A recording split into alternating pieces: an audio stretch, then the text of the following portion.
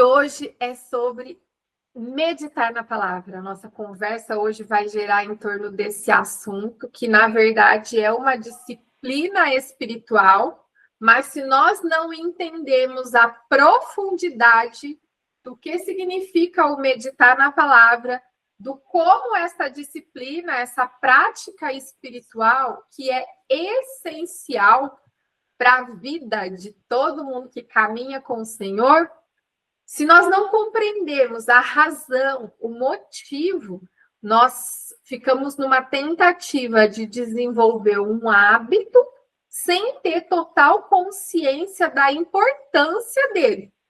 Então, que o Espírito Santo, nós já oramos sobre isso, mas que o Espírito Santo esteja presente, trazendo revelação de cada palavra proferida aqui, que só permaneça e entre nos corações aquilo que vem direto do trono da graça, que haja um filtro no meu falar, um filtro nos ouvidos de quem está ouvindo aqui presente ou esse vídeo gravado, para que nós possamos de fato experimentar do Senhor tudo aquilo que Ele tem para nós.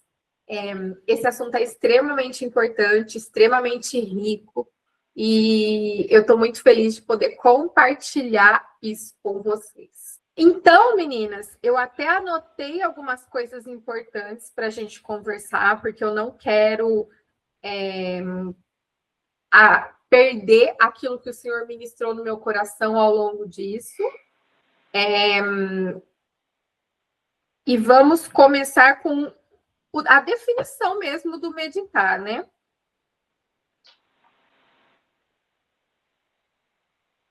Abra a palavra, quem está acompanhando com a Bíblia, em Salmos 1, que foi o texto que nós falamos sobre ontem. Bem-aventurado é aquele que não anda no conselho dos ímpios, não se detém no caminho dos pecadores, nem se assenta na roda dos escarnecedores. Pelo contrário, o seu prazer está na lei do Senhor, e na sua lei medita de dia e de noite. Na lei do Senhor, nos ensinamentos, na palavra, nós precisamos encontrar prazer. E aí, gerou o tema do devocional no grupo de WhatsApp hoje. Até se você está assistindo esse vídeo gravado e não participa do grupo, na descrição desse vídeo vai ter um link de acesso ao grupo. Participe, que todos os dias nós fazemos reflexões preciosas ali, e isso está à disposição para servir o seu coração também. Hoje, na discussão do grupo, veio sobre a palavra ser doce e amarga. E independente de ser doce ou de ser amarga, nós precisamos encontrar prazer em meditar na palavra. E meditar vai muito além do simplesmente ler. Porque ler, a gente passa o olho e lê, ainda que com atenção, ok? Mas o ler a palavra é algo mais superficial. O meditar na palavra é, de fato, comê-la, se alimentar da palavra. É algo muito mais profundo, é algo que vai lá no fundo do nosso ser. Por isso a gente pode ler 1, 2, 3. E muitas vezes, se a gente for pensar nas cartas da palavra, nós podemos ler a carta toda, vários capítulos, de uma vez. Mas vocês concordam que é impossível meditar em tudo aquilo de uma vez? Porque meditar exige um nível de atenção, um nível de entrega, um nível de perceber como que aquilo chega no meu coração, como que aquilo cai no meu entendimento, o que o Senhor estava querendo falar no contexto da época e como isso se aplica aos nossos dias hoje. Então, meditar na palavra é muito mais profundo do que ler. O meditar na palavra envolve um engajamento ativo, uma postura nossa muito diferente diante da palavra do que simplesmente ler. Porque nós sabemos que a palavra de fato funcionou, e nós vamos ver um texto que fala que a palavra funciona porque ela é viva e eficaz, ela funciona, está em Hebreus 4, isso. Mas nós só vamos saber se ela de fato funcionou na nossa vida, não colocando em dúvida se a palavra funciona ou não, mas se aquilo gerou fruto em nossa vida, à medida da profundidade que nós meditamos naquilo. Então, é como se só frutifica aquilo que de fato a gente investe tempo pensando sobre e consegue colocar em execução. Jesus fala que quem verdadeiramente o ama é aquele que conhece a palavra, conhece as leis do Senhor e obedece e a segue. Esse é o que ama Jesus de verdade.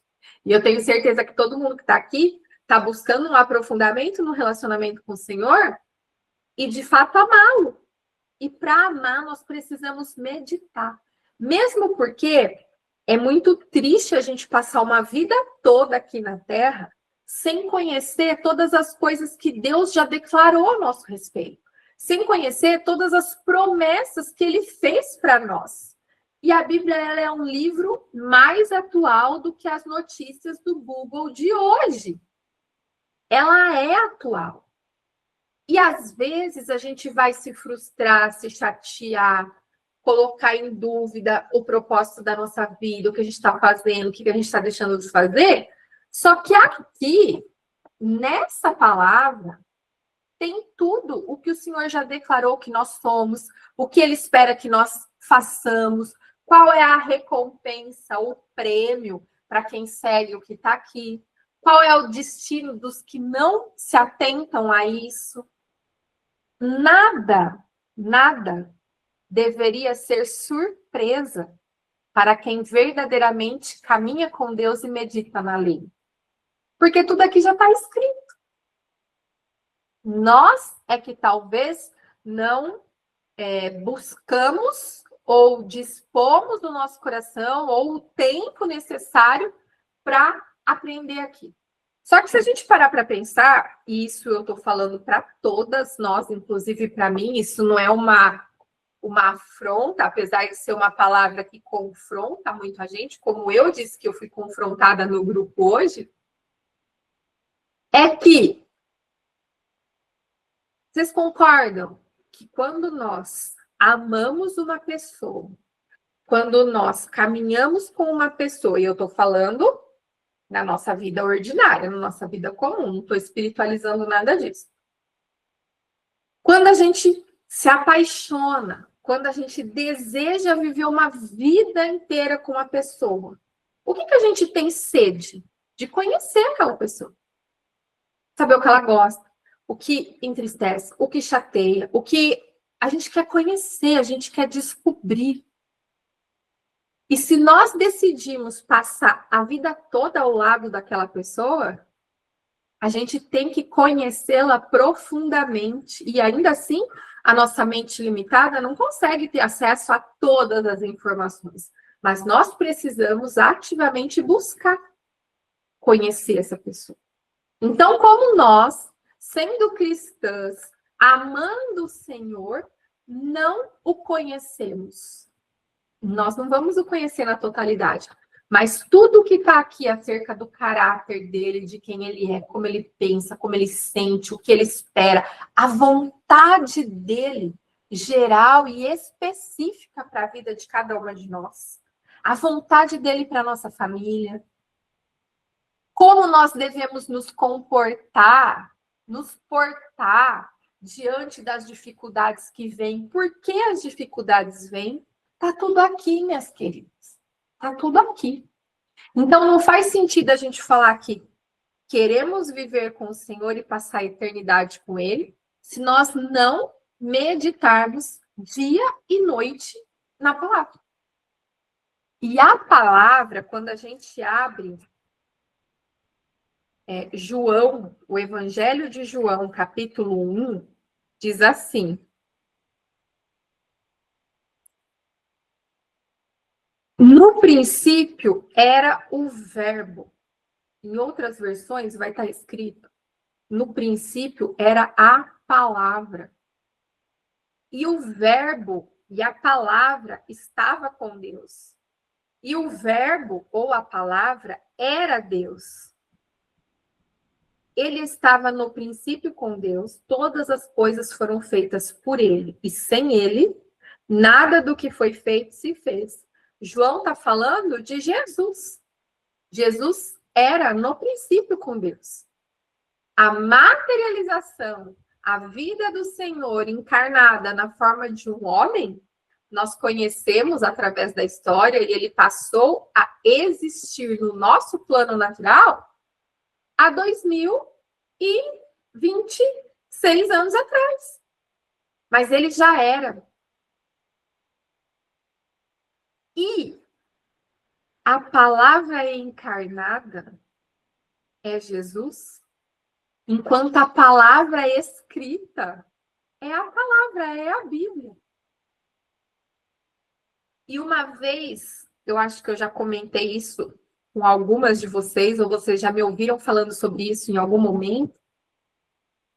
Eu lia os evangelhos, eu falava assim, gente... E aí, assistindo The Chosen, quem assistiu ficou ainda mais evidente. Falava, gente, eu queria ter vivido isso. Eu queria ter ouvido Jesus falando, ensinando essas coisas. Eu queria ter presenciado a multiplicação dos pães. Eu queria ter visto Jesus curar aquela mulher que sofria há 12 anos. E aí, na hora que eu falei isso, o Espírito Santo ministrou no meu coração. Mas eu te chamei para o tempo de hoje. E você pode viver tudo isso à medida que você mergulha na palavra, porque a revelação do Espírito Santo é aquilo que aconteceu lá com Jesus.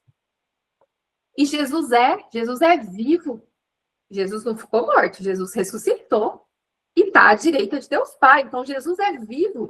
E é ele, através do Espírito Santo que ele deixou aqui na terra, que escolheu morar no meu e no seu coração, que nós podemos beber direto da fonte. Só que para isso a gente precisa mergulhar. A gente precisa, de fato, meditar na palavra. Hebreus 4 é um outro texto muito, muito importante. Hebreus 4:12, tá? Que vai falar assim: porque a palavra de Deus é viva. A palavra de Deus não é um livro sem vida. Ela é um livro comum, mas quando aberta e lida na presença do autor, que é o próprio Deus, na representação do Espírito Santo, ela é viva, ela conversa com a gente, ela ministra o nosso coração. Isso a gente pode perceber o quão isso é verdadeiro, que eu estou falando para vocês, que muitas vezes, a gente lê um texto em determinada estação da nossa vida, em determinada época, e aquilo cai de um jeito no nosso coração, e funciona, e é bom, e depois a gente lê ao mesmo tempo, em outra estação da nossa vida, e nós vamos entender um significado completamente diferente, e continua funcionando e sendo bom. Isso não aconteceria se ela não fosse viva, se a palavra não se renovasse através da revelação do Espírito Santo. Então, isso mostra que ela é viva. E diz, porque a palavra de Deus é viva e eficaz, e mais cortante do que qualquer espada de 2 gumes, ou seja, ela vai profundamente no nosso ser. E penetra até o ponto de dividir alma e espírito. Alma e espírito são as duas esferas nossas que são imateriais. Imagina, é imaterial, não é palpável, mas a palavra tem poder de separar a alma do espírito. Imagina, eu tenho o Fantástico Mundo de Bob na minha cabeça, tá? Então vocês me perdoam muitas vezes dos meus exemplos. Imagina um copo cheio de ar, quando ele não tem água. Qual é a possibilidade de nós colocarmos alguma coisa lá que divida uma parte do ar e do outro com sucesso? E a gente consiga identificar qual ar é X e qual ar é Y. A palavra de Deus faz isso. Divide alma e espírito, juntas e medulas. E é apta. Só a palavra de Deus é apta para julgar os pensamentos e propósitos do coração. A palavra é apta para julgar. Por quê? Porque aqui tem tudo que Deus pensa, tudo que é promessa, vontade dele. E quando nós lemos, nós não entenderemos isso na profundidade. Mas quando nós meditamos, é a palavra revelada ao nosso coração que vai trazer a consciência dos nossos pecados, das nossas faltas, do que precisa ser corrigido. Nós não precisamos que ninguém julgue e aponte as nossas falhas, pecados, faltas, desvio de caráter.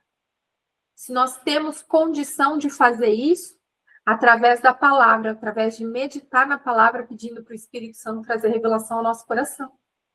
E isso é muito profundo, porque é muito melhor a gente ter uma conversa pesada disso, de julgar o nosso padrão de comportamento, as nossas atitudes, o nosso pecado. Vocês concordam que é muito mais fácil, menos expositivo, porque o objetivo do Espírito Santo não é constranger negativamente a ponto de apontar as nossas falhas, como as pessoas fazem, mas olha que privilégio a gente poder entrar no nosso quarto, fechar a porta do nosso quarto no secreto e nos expormos a meditar na palavra para que o Senhor nos ensine, jogue luz nas nossas misérias e naquilo que a gente precisa fazer e ajustar e melhorar para ter um caráter mais parecido com o Senhor. Né? E veja bem, como aí, na verdade, né, que a gente pode fazer da palavra, que é o nosso guia moral, espiritual, prático para o dia a dia, uma vez que ela tem orientação sobre tudo. Gente, tem orientação sobre empréstimo, tem orientação sobre o que comer, o que não comer, tem orientação de como dormir, de como enfrentar uma batalha, de coisa prática da nossa rotina, de como criar nossos filhos, de como a gente deve ser nos ambientes com quem não conhece o Senhor. Vocês pararam para pensar que tem orientação prática para todas essas coisas? Como de fato a gente, na prática, medita na palavra? Eu tenho algo que eu faço, eu vou compartilhar com vocês de forma bem prática, que é assim: escolhe um texto, né? Gente, começa com um versículo que fala ao seu coração. Ou com uma palavra que o Senhor deu, ou que você ouviu numa ministração, no culto, na missa. Pega a palavra que o Senhor trouxe, ou na própria rotina, se você já tem o hábito de ler, Ou pega os textos que são trazidos no devocional de cada dia. O devocional já é um guia para a meditação na palavra. Pega um texto, leia, só leia. Depois leia de novo. Peça para o Espírito Santo trazer revelação sobre aquilo. E aí, a gente precisa permitir que aquilo caia no nosso coração. Então, leu. Senhor, traz revelação de como isso chega no meu coração. Percebe o que você sente quando você lê aquilo. Hoje,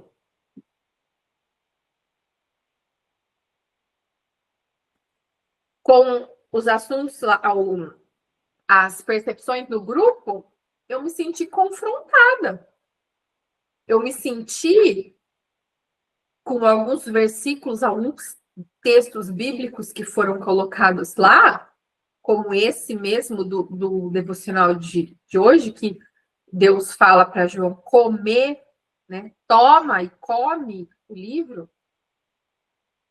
Eu pensei, eu falei, eu falo tanto que a Bíblia é o nosso pão espiritual, é aquilo que nos sustenta quando nós estamos num jejum que nós vamos começar em fevereiro. Eu falo tanto isso, mas será que eu estou de fato comendo a palavra da mesma forma que João comeu, seguindo a orientação do Senhor? Eu fui confrontada com aquilo e eu fiquei meditando. O dia todo eu entrava no grupo para ver se tinha alguma coisa. Por quê? A gente teve também outro relato, né, experiência de outras pessoas, a Alice mesmo, que é da nossa equipe, colocou lá, foi indigesto para mim, foi amargo quando eu olhei a primeira vez. Eu precisei meditar ao longo do dia para ter clareza, para entender, né? E aí, quando a gente está lendo um texto com esse intuito, a gente precisa fazer uma reflexão. A gente precisa perguntar: o que esse texto significa? O que esse texto significa? Como ele se aplica na minha vida, na estação que eu estou vivendo, né? E aí, desenvolvam o hábito, não é sempre que a gente tem oportunidade de fazer isso, mas quando a gente está meditando mesmo profundamente, é uma excelente atitude nós anotarmos os insights, o que vem no nosso coração. Anota. Né? E aí tem algo que eu costumo fazer, que é ler o versículo ao contrário. As meninas que caminham comigo, próximo, sabem que eu faço isso. Porque quando a gente lê um versículo, e aí a gente lê depois o versículo ao contrário, de trás para frente, é como se a gente trouxesse vida prática, aplicação prática daquilo, né? Vou dar um exemplo, deixa eu ver aqui, o que eu tô... que tá aberto aqui. Vou pegar um texto. Vamos ver Salmos 119. Tem um versículo sobre meditar, também bem bonito, bem conhecido. Vou ver se eu acho ele aqui. Para a gente fazer esse exercício ao contrário.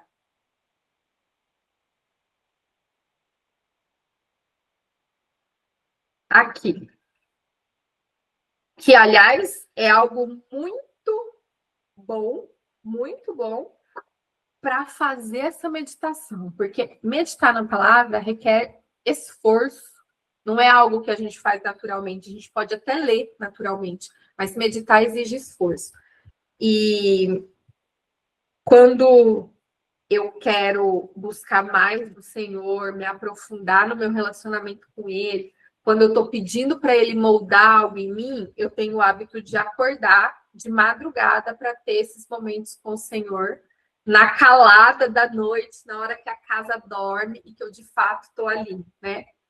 E olha que lindo, o Salmo 119, verso 147, fala assim: levanto-me antes do amanhecer e clamo na tua palavra.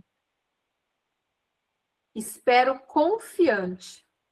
Fico acordado nas vigílias da noite para meditar na tua palavra. Esse texto é muito lindo, né?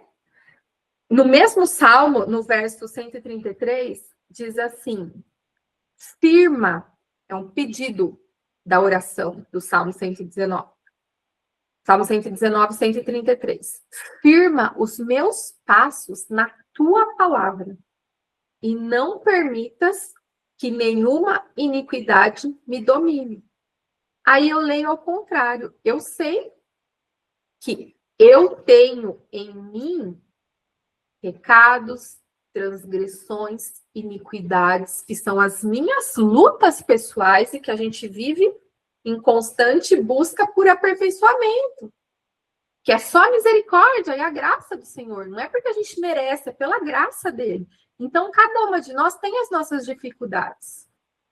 E iniquidade é algo que precisa ser extirpado da nossa vida. Porque a gente peca, pode ser sem intenção, a gente se arrepende, pede perdão, Deus perdoa. Se a gente continua pecando depois disso, no mesmo fato, a gente está em transgressão, a gente está transgredindo aquilo que o Senhor já falou que não é para fazer e aquilo que ele já nos perdoou. Mas quando, em algum momento, a gente ignora isso, e por mais que o Senhor tenha alertado, falado, tocado ao nosso coração, por mais que a gente tenha pedido uma nova chance em determinada área da vida, e a gente reincide naquilo, e muitas vezes a gente busca até desculpas e justificativas para apoiar aquilo que a gente está fazendo de errado, isso é uma iniquidade. E é gravíssimo, gravíssimo. E aí eu não tenho problema nenhum em expor a minha vulnerabilidade, as minhas mazelas. O que eu preciso constantemente vigiar é o pecado da gula. Tem muitas situações que, por mais que eu lute, que eu me arrependa, que eu peça perdão, que eu entre num jejum para dominar a vontade da minha carne, muitas vezes eu caio de novo na mesma coisa.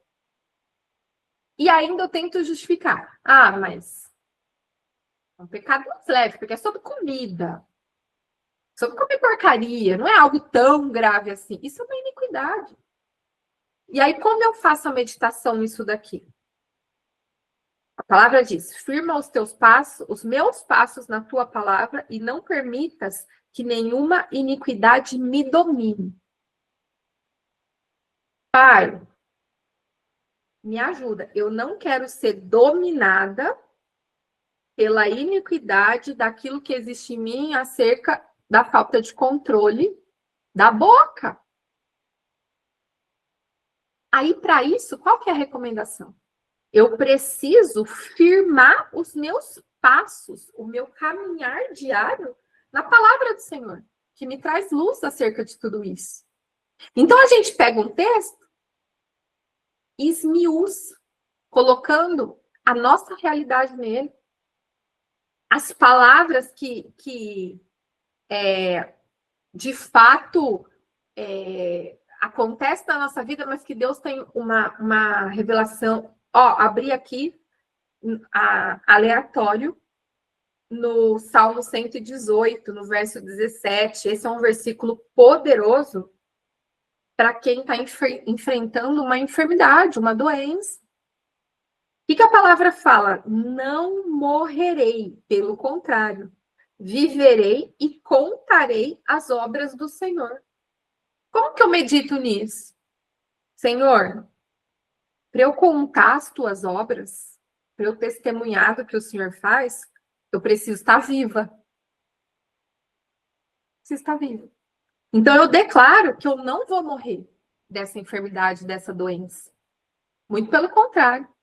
Eu declaro a tua palavra que está escrito em Salmo 118, 17, que eu não morrerei, pelo contrário, eu viverei e contarei as obras do Senhor. Deus, muitas vezes ele não vai ter compromisso comigo, mas ele tem compromisso com a palavra dele. Uma vez que eu lancei a palavra dele sobre a minha vida, ele tem compromisso com a palavra. e ele cumpre e ele honra. Por isso que é muito importante a gente orar a palavra. E orar a palavra faz parte de meditar nela, porque a gente traz a aplicação prática para a nossa vida. Agora eu pergunto para vocês, por que é tão desafiador a gente viver dia e noite meditando na palavra?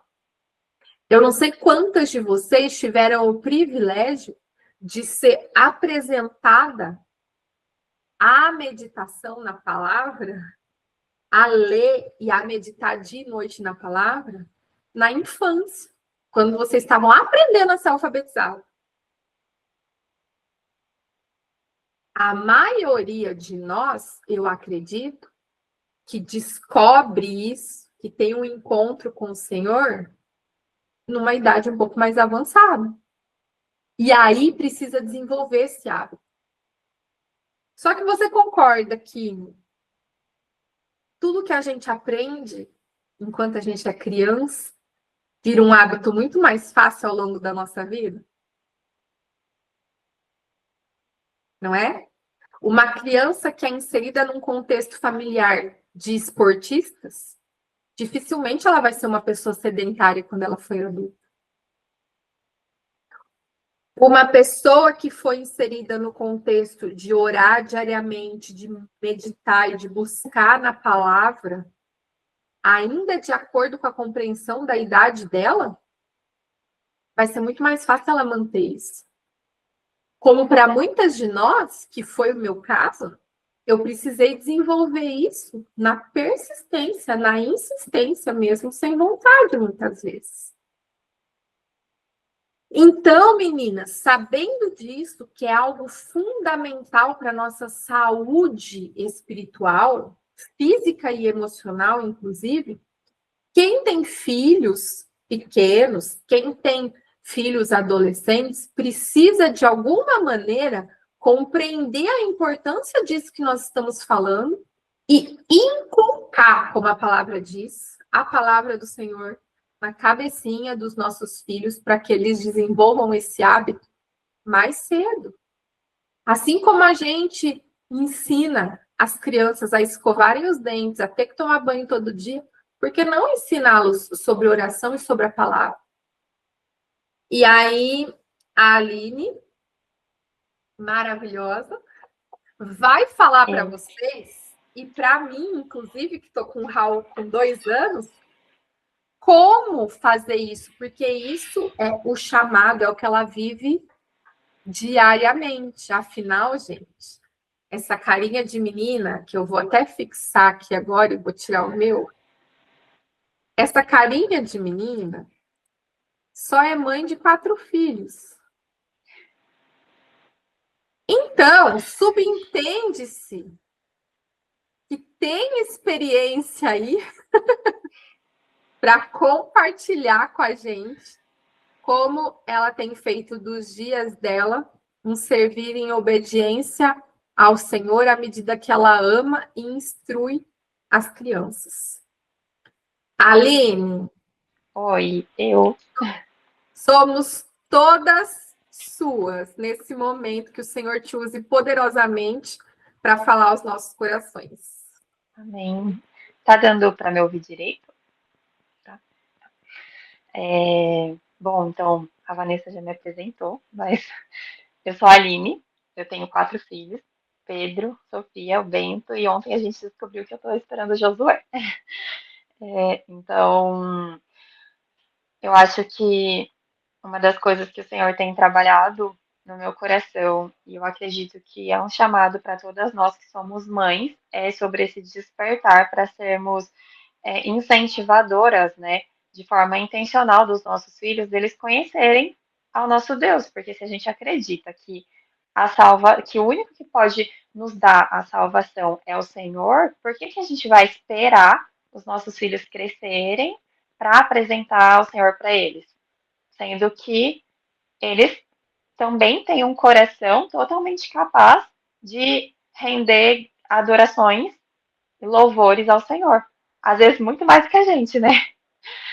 Então, eu vou pegar como texto base o que a Vanessa citou, né? Que está em Deuteronômio 6, 4, que ele fala sobre. Ele começa falando, né? Escute, Israel, Senhor nosso Deus é o único Senhor.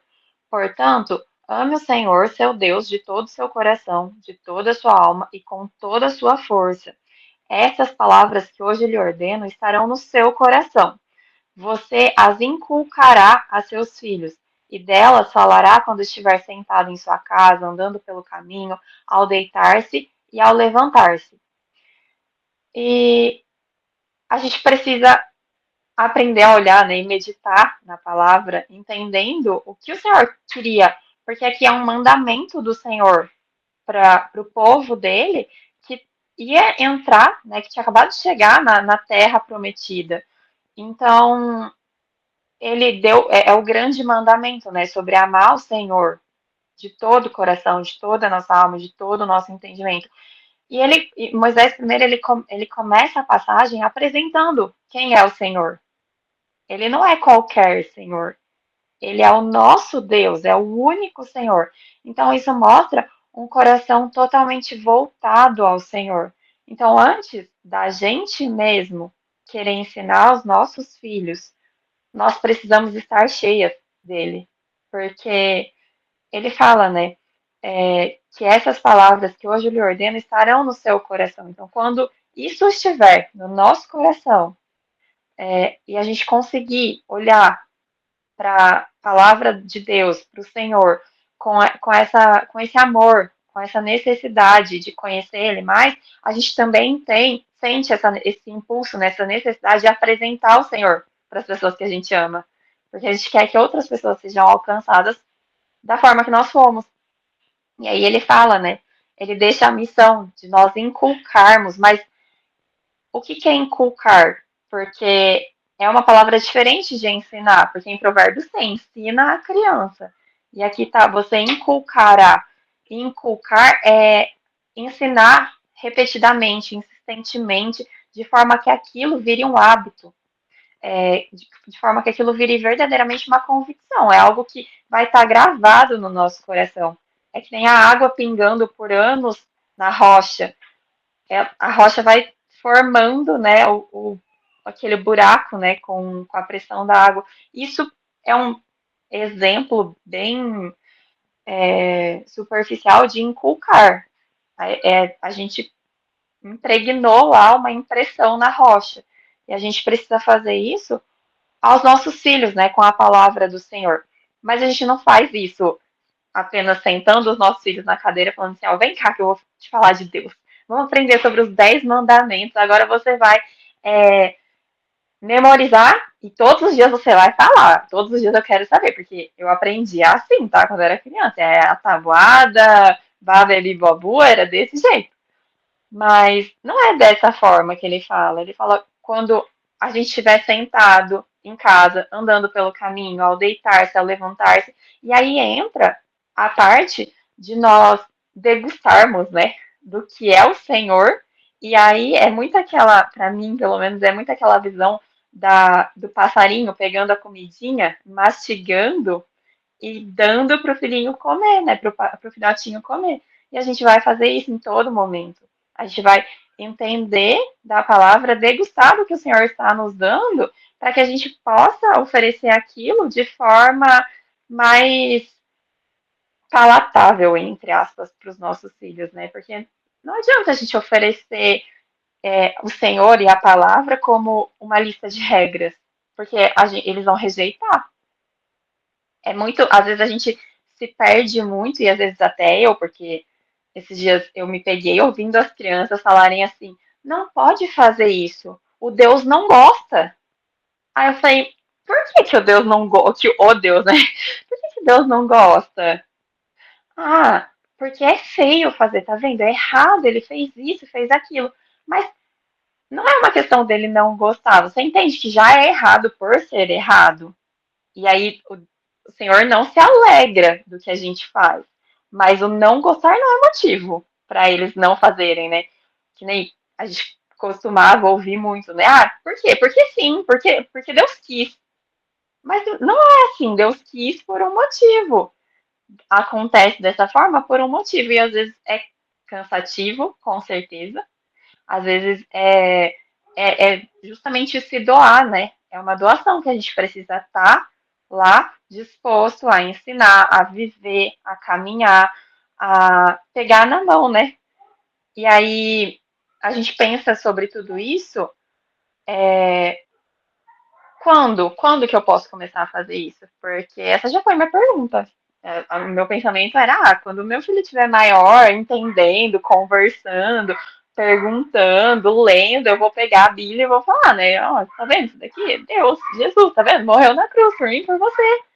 Mas aí acontece que se os nossos filhos nos veem lendo a Bíblia, indo à igreja, tendo amizades, né, que são cristãs e tudo mais, ouvem as nossas conversas, né? Eles passam a perguntar: mas por que isso? Mas por que aquilo?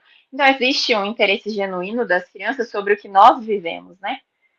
E, e aí na verdade, a gente pode oferecer a palavra para os nossos filhos desde quando eles estão nos nossos ventres, né? Porque existe a leitura em voz alta, eles já ouvem se a gente pode cantar para os nossos filhos, que eles, quando nascerem, eles reconhecem a nossa voz, por que a gente não pode declarar a palavra para eles? Declarar as bênçãos que estão na palavra para eles, profetizar coisas boas. Então, a gente pode começar isso desde de bebezinho, né? Desde o nosso ventre. E quanto antes, melhor, porque, por exemplo, até os 10, 12 anos, a gente consegue utilizar de todas as oportunidades. Porque eles querem ouvir da gente, eles querem esse contato, eles querem que a gente converse, eles querem perguntar, eles querem que a gente tenha paciência, eles precisam da gente. E, e aí a gente vai aproveitar da hora de contar historinha, da hora de assistir um filme. A gente não precisa virar e falar para uma criança, né, ó, não faz isso porque é errado. Mentir é pecado. Por que é pecado? Porque você está enganando. Mas ela ainda não tem consciência daquilo. A criança ela ainda não tem essa capacidade de ligar as coisas do que é enganar, do que é pecar. Ela não conhece ainda a gravidade dos nossos atos. Mas aí num filme, quando ela está assistindo e ela vê, ou num desenho, ela vê alguém mentindo e a outra pessoa sendo prejudicada ou às vezes até machucada por conta dessa mentira, aí a gente pode pausar ou esperar e falar assim, nossa, tá vendo que aconteceu isso? Vi. Mas você entendeu por que aconteceu? Não. Você viu que ele mentiu? O que ele falou não era verdade, era? Não. Então a gente vai aproveitando de todas as oportunidades para mostrar o caminho. E não necessariamente sempre criar uma lista de regras, né? Mas cultivar um coração que ame ao Senhor e que deseja obedecer. Isso é muito importante, mais do que querer que um filho obedeça, porque a gente está mandando, a gente precisa que eles tenham um coração obediente, que queira obedecer. Isso não significa que eles vão ser sempre como um robozinho, né? Que você manda, vai lá e faz. Aí volta esperando a próxima ordem. Às vezes, né? Mas não é assim que acontece. E, e eu Às acho vezes, que. quase sempre. Então, às vezes eu falo, né? Deus, me ajuda. Mas não é assim que acontece. E isso é um confronto pra gente também. Porque quem tem maturidade, ou deveria, né? Somos nós. Porque na palavra também está escrito, né? Que os pais não devem levar os filhos à ira, né? Irar os filhos. E isso, para mim, quando eu li, porque passava batido, né? Tá bom. Mas é a primeira vez que um comportamento meu fez o meu filho querer explodir de raiva, eu vi até as veias saltando do pescoço dele. Eu falei, Senhor, me ajuda, porque agora eu também quero estourar. Você quer gritar, você grita mais alto.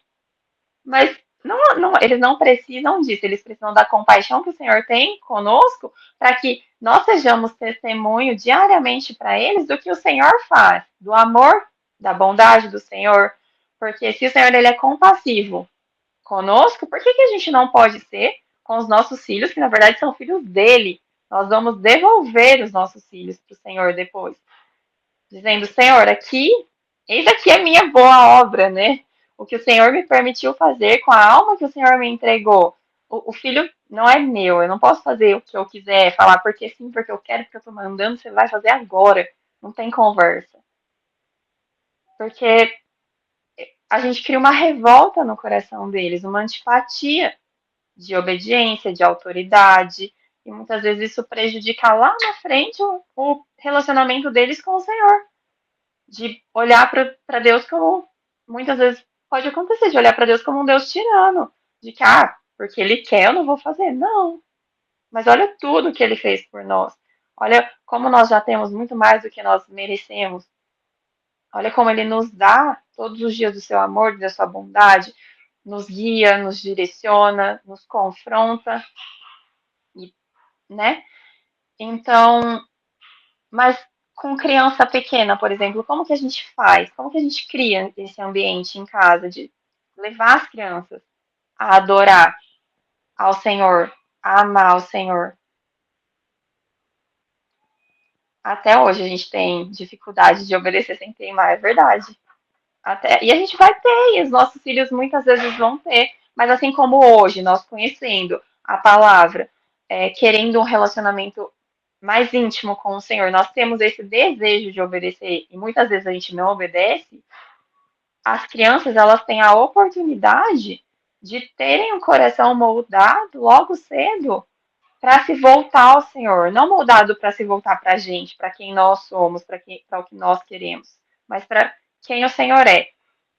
E a nossa casa, ela precisa ser um convite para isso, porque é muito difícil uma criança querer orar se a gente não ora, se elas não veem a gente orando.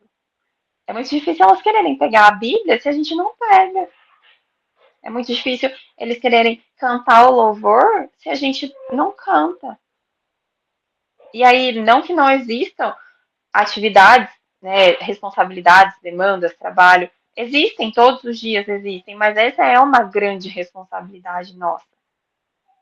Então a gente precisa que a nossa casa e a nossa vida seja um convite para eles, principalmente olhando para os menores, porque eles vão imitar.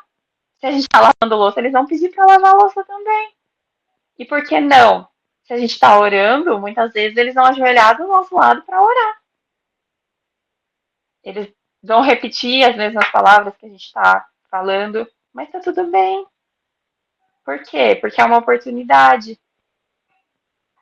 E, e pensando nisso, nós precisamos ser esse convite também ao quebrantarmos os nossos corações, né? Ao, por exemplo, quando a gente erra, não sei, talvez numa hora de birra, a gente também se exalta, né? E briga e grita, e aí depois a gente precisa mostrar para eles o que é o arrependimento, o que é o pedir perdão. É chegar, filho, desculpa, ó, eu errei nisso, tá vendo? Eu não devia ter gritado também. É, eu vou, assim como eu te ensino, eu vou me esforçar também, isso não vai mais acontecer. Eu te peço perdão, eu pedi perdão pro Senhor, e tá tudo certo, a vida segue. Porque muitas vezes a gente também acaba rotulando os nossos filhos do que eles fazem de errado, né? Uma criança começa a desobedecer, ou começa na fase dos 2 anos, né? Que ela se joga no chão e grita e chora, e você cortou a banana, e não era para você cortar a banana porque ele queria a banana inteira. Mas não tem mais banana em casa. Aí você tenta colar a banana, né? Junta, faz um negócio, e aí a criança não para de chorar, e você fala assim, meu Deus do céu, o que eu vou fazer? Mas a gente precisa, nessa hora, tá lá mostrando para eles que tá tudo bem, ó. Não é assim, não, a gente não segue por esse caminho. Por quê? Porque, ó, vamos respirar, o Senhor nos dá a plena capacidade de ter domínio próprio, de se acalmar, eu tô aqui do seu lado, vamos se acalmar, tá tudo bem, você é calma, você é uma criança tranquila.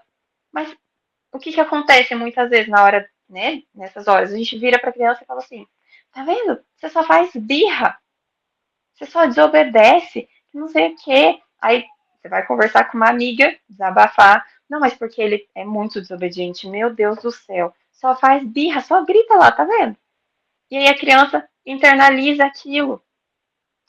Eu sou birrenta, eu sou desobediente. Mas aí a gente está fazendo o que nessa hora? A gente está declarando coisas que a gente não quer para os nossos filhos. A gente precisa, nessa hora, declarar as bênçãos. Não, filho, olha, calma, respira, você é obediente. Agora você não conseguiu obedecer, mas tá tudo bem, ó. Você fez assim, deveria ter sido assim. Tá vendo? Existe uma diferença muito grande entre o que foi feito e o que deveria ser feito. Mas, ó, você pode fazer desse jeito, mas você é uma criança obediente. Por quê? Porque isso faz com que eles, e até a gente, imagina se você tá lá brigando com seu marido, às vezes, né? Falando, não, mas eu quero aquele vestido. Aí seu marido vai falar assim, ah, mas tá vendo, você é fresca, toda hora você quer uma roupa nova, não tá bom, nada. Não, mas ele fala assim, amor, eu sei, tá vendo? Eu sei que você merecia, só que agora não dá. É diferente, a gente, nesse momento, a gente é levado a lutar contra a nossa carne, né? Que tá gritando naquela hora, e a gente volta e fala assim, não, realmente, eu sou isso. Essa, esse acontecimento não me define. E aí, nisso, a gente também tá declarando a palavra para os nossos filhos, porque o Senhor nos abençoou, a palavra diz que ele nos formou de forma assustadoramente maravilhosa. Gente, assombrosamente maravilhosa. Desde o ventre da nossa mãe. Imagina os nossos filhos, sabe? Eu sempre pego essa palavra para mim quando eu vou declarar qualquer coisa para os meus filhos, porque eu falo, se o Senhor formou eles, tudo que eles são, a mente deles, o coração deles, a, o externo deles, né, o físico deles, dessa forma, quem sou eu para virar pro meu filho e falar assim, ó, você é isso? Não.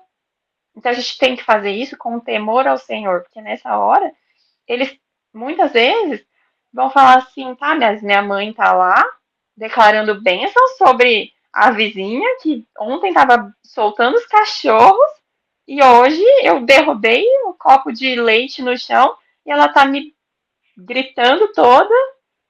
O que tá acontecendo, sabe? Qual que é o amor que nós estamos transmitindo para os nossos filhos, transbordando para os nossos filhos, né? E, e aí chega a fase da adolescência. Eu ainda não tenho adolescente, tá? Mas acompanho alguns.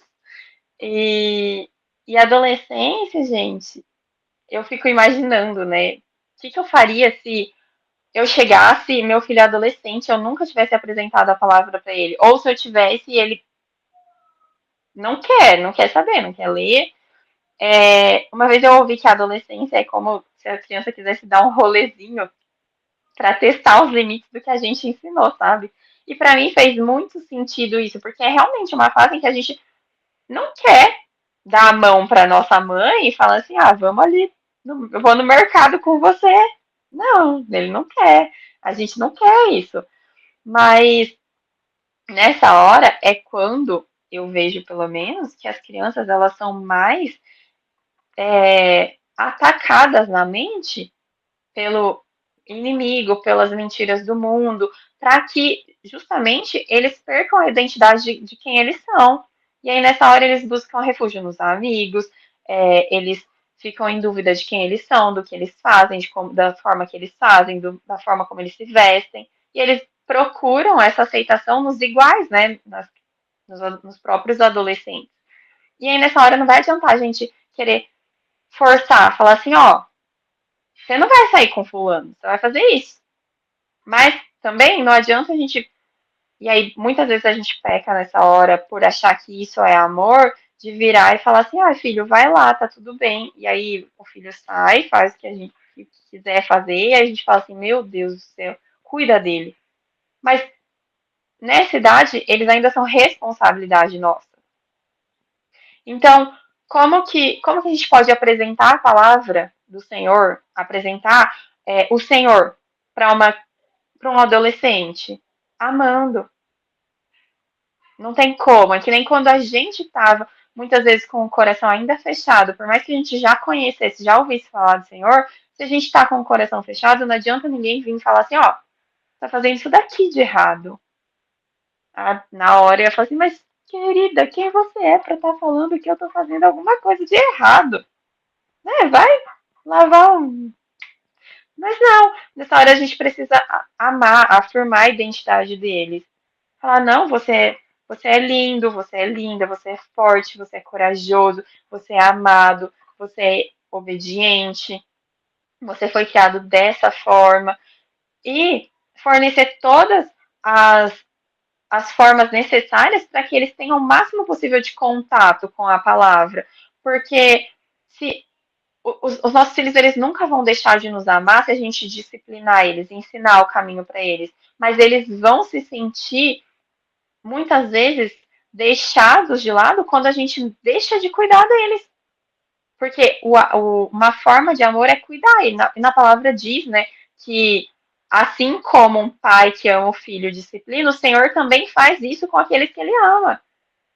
Então, é fazer isso por meio da palavra. Olha, essa atitude aqui não tá certa. Existe exortação também, existe disciplina. Isso aqui, ó, não tá certo. Nós não agimos dessa forma aqui nessa casa. Nós não fazemos assim, nós não mentimos, nós não escondemos, nós não isso, nós não aquilo. Nós fazemos dessa forma. E nessa hora, chama para perto, vamos sentar, a gente vai estudar, a gente vai fazer isso, a gente vai fazer aquilo. E, se necessário, muitas vezes colocar o horário de leitura da Bíblia, como uma das tarefas diárias. Porque aí nessa hora é o inculcar na base do pingar água mesmo. Pingou um pouquinho hoje, pingou um pouquinho amanhã, um pouquinho depois de amanhã.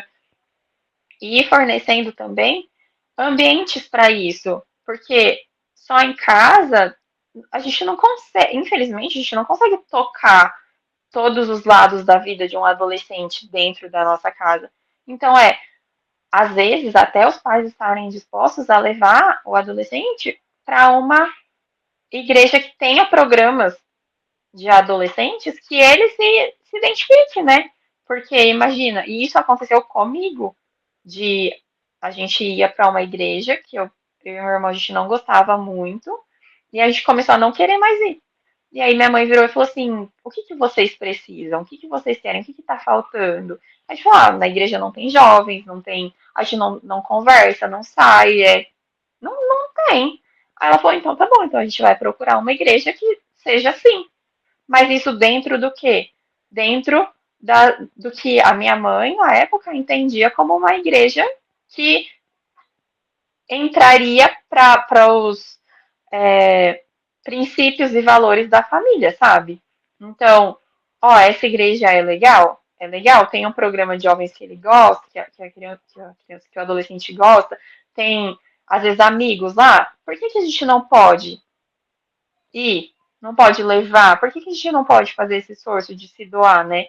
Porque nessa hora da adolescência a gente não inculca a palavra e o amor segurando na mão. Nessa hora a gente ensina no caminho mesmo, estando junto, estando levando quando necessário, mostrando quando necessário e vivendo principalmente. Porque na adolescência é quando eles vão testar, gente, ó, tá vendo? Não pode mentir. Aí ele vai falar assim: mas ontem você atendeu o telefone e você falou, você pediu para eu falar que você não tava pra vizinha. Por quê? Aí a gente é pego nas pequenas coisas. Nessa hora a gente precisa estar muito firme de que nós estamos junto com ele, sendo construídas pelo Senhor.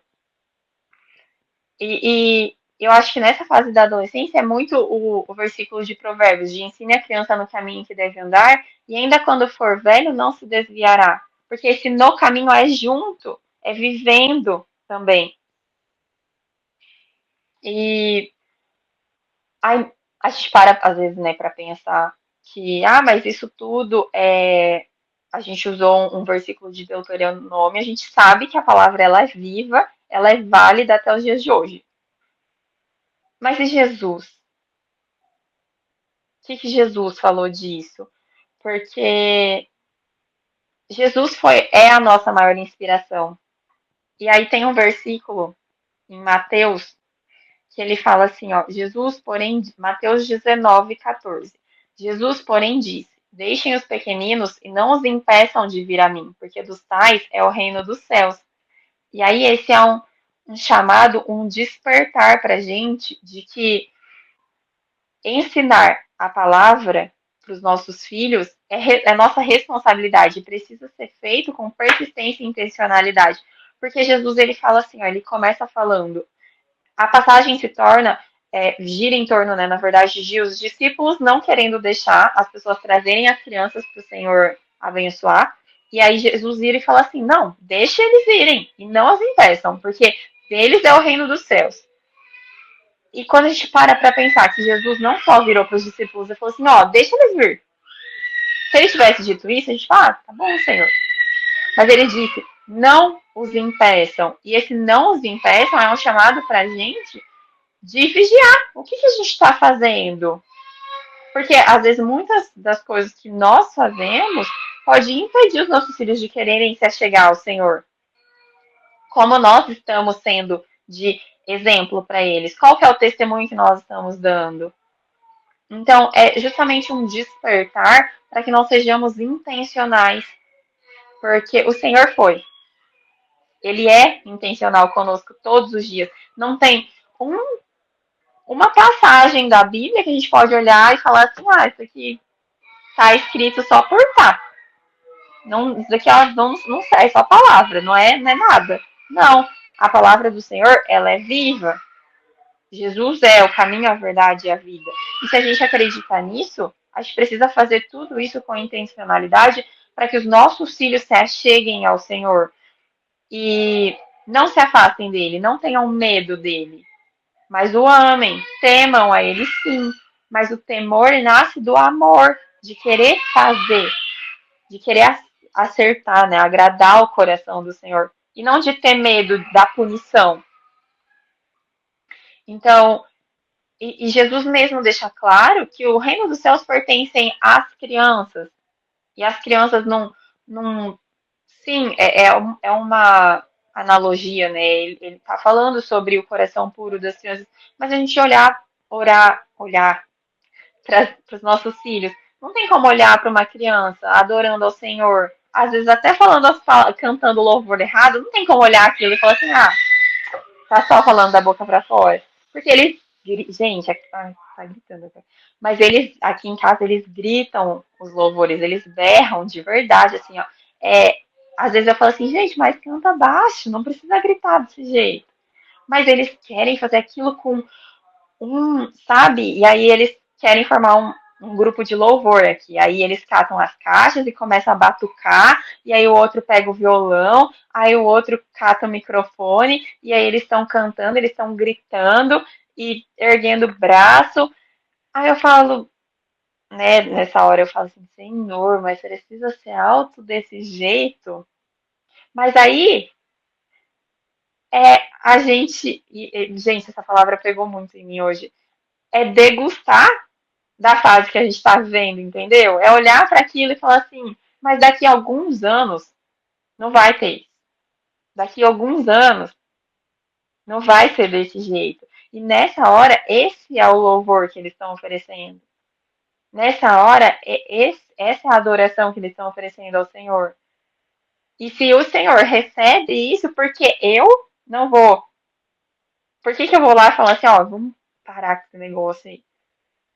Não, entende? Então, que a gente possa verdadeiramente ser esse convite para os nossos filhos. Porque eles podem adorar o Senhor, eles adoram ao Senhor. A Vanessa tem um adorador de carteirinha lá. E a gente precisa dessa oportunidade aos nossos filhos de conhecer, de contar as histórias e olhar para tudo isso e se maravilhar com as histórias com os olhos de criança.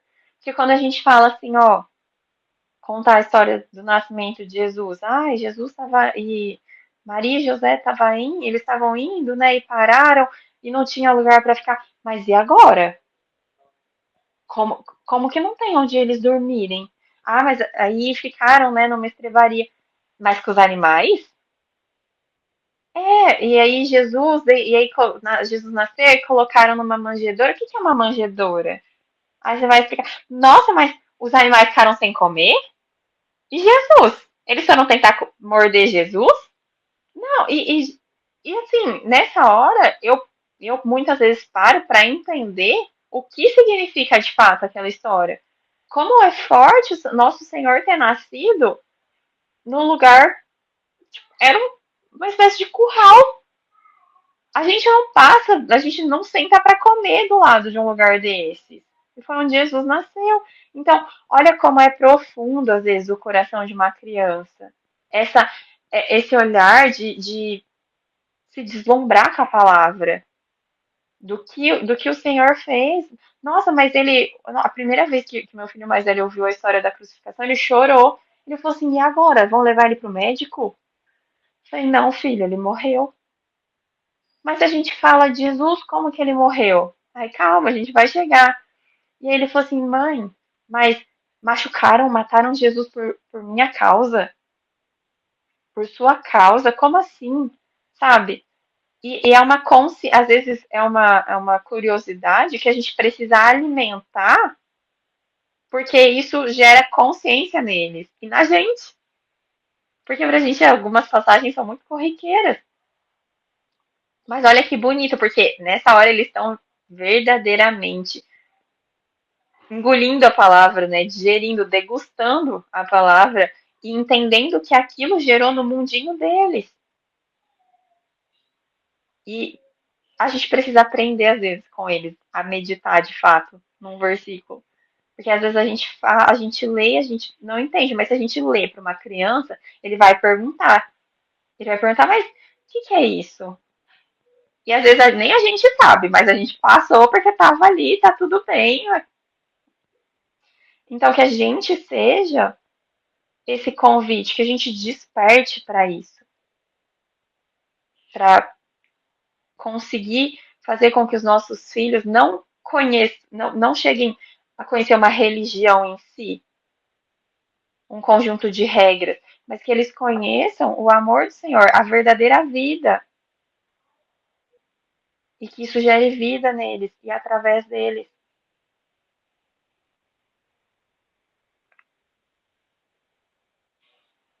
Verdade, por isso que a palavra fala também dele. Exatamente, por isso que a gente precisa ter um coração de criança. Mas, meninas, eu acho que é isso. Vanessa, você quer acrescentar alguma coisa? Não tem necessidade, foi maravilhoso. E eu já falei isso para você pessoalmente, e para mim é um privilégio poder repetir, para deixar gravado isso, que eu aprendo muito com você desempenhando a sua maternidade bíblica.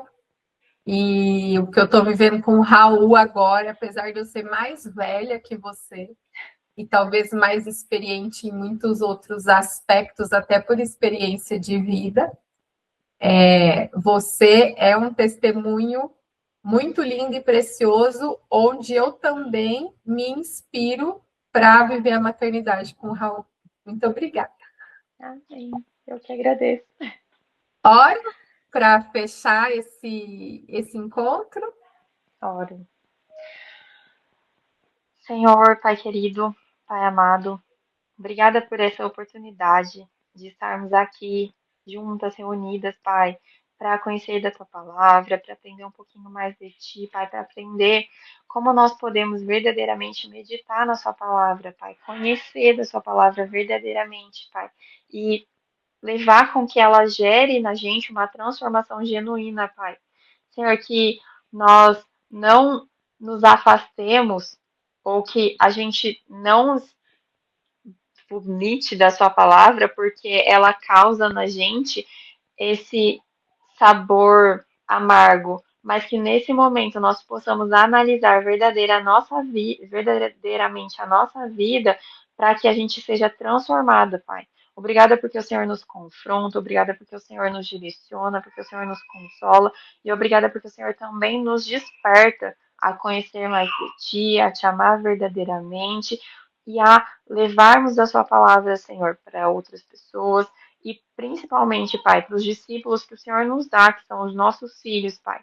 Obrigada por cada mulher que está aqui, por cada família que está aqui, Pai. Senhor, que o Senhor possa alcançá-los, Pai, e que através dessa palavra elas sejam encorajadas verdadeiramente a convidarem todos os dias os seus filhos e os seus maridos e as suas famílias para conhecerem mais de ti, para te amarem, para terem contato com a tua palavra, e que o Senhor, Pai, possa nos dar um coração, que o nosso coração possa ser como um coração de criança, que se maravilha com a tua palavra, que se maravilha com os teus feitos, com as tuas obras, com as tuas promessas, Pai. Senhor, que os nossos olhos continuem brilhando por ti, que nós possamos todos os dias permanecer em Ti, Pai. Que nós possamos frutificar em Ti, Pai.